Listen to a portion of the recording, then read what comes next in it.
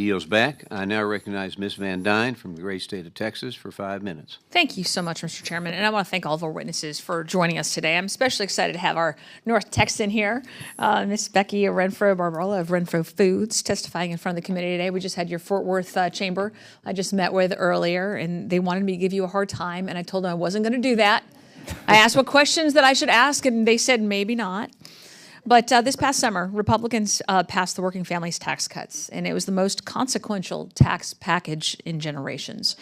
Today, I'm proud to celebrate the several transformative small business provisions contained in this landmark legislation, which will deliver real and lasting benefits to small business owners across the nation. This bill made permanent the 20% qualified business income deduction under Section 199A, providing critical long-term relief to millions of pass-through businesses. It restored 100% bonus depreciation and immediate expensing for business investments in qualified property like machinery, making it much easier for small business owners, not billionaires, to invest in new technologies and stay competitive. It also reinstated full and immediate expensing for research and development, allowing, again, small business entrepreneurs to invest in new ideas, products, and technologies to fuel the next wave of American innovation.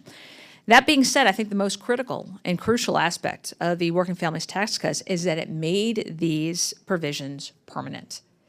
For far too long, small business owners operated under the cloud of temporary tax relief and impending expirations, and now they have certainty that they need to effectively plan for the future. They've told us over and over again that they can plan, if they know what the rules are, but when the rules consistently change, they don't know how to invest. And it's actually said that the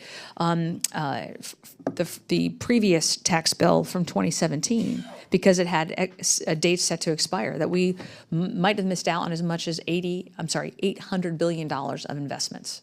So I just have a quick question. How many of you are billionaires on this panel? How about billionaires in the room? No? But you're all here to testify on like the benefits of this bill, right?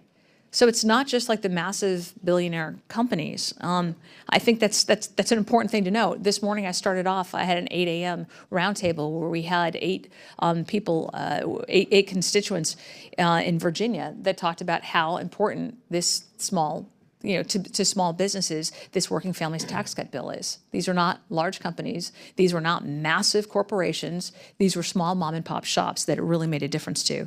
Ms. Barbarola, I want to ask you, how beneficial is it for a company like Renfro Foods to have a solid picture of what the tax environment will look like 5, 10, 15 years out?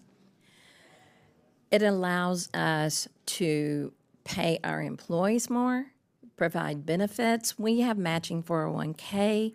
We pay 100% of their health care insurance premiums and 50% of their dependents.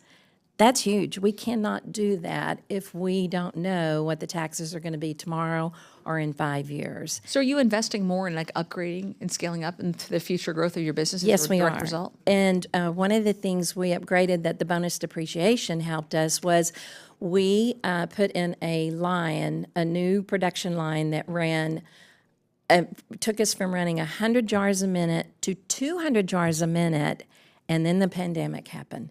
And our sales doubled overnight because people are staying home and they were buying salsa, chips, pasta sauce, pasta, all the comfort foods. And allowing us to do that allowed us to stay in business and fill orders, and our employees loved it because they were getting lots of overtime, and they loved all the overtime. And in 2 years, out of 70 employees, we had 5 cases of COVID in our entire plant. It's incredible. Ms. Stepani, what was the best part of the tax cuts bill for you? I would start by saying that leading up to the expiration or potential expiration of many of the things that were in the 2017 tax bill, it was very stressful for small business owners because here we are in 2025, not knowing what could happen at the end of the year. So we started off, in the end of 2024, the beginning of 2025, not being able to make a plan for anything because we don't know what the tax situation is going to be. In my particular business, besides the fiber optic laser welding that I mentioned, we have made an investment in fiber laser welding. Representative Stauber's not in the room right now. He came to my facility to see that. And we were able to use bonus depreciation on that equipment as well. Sometimes when you think of people's equipment, I'm a small business, you might not realize that if I buy a laser cutting machine, we're talking about $500 to $1 million of an investment for me. I'm putting my company at risk, I'm putting my family at risk, I'm putting my employees at risk when I make a decision like that. Being able to deduct immediately makes a huge difference. Great, thank you very much. Ms. Barrow, real quick question. Where can we buy your salsa in DC? Okay, Chevy Chase Supermarket. There you go. I yield back, thank you. Gentlelady,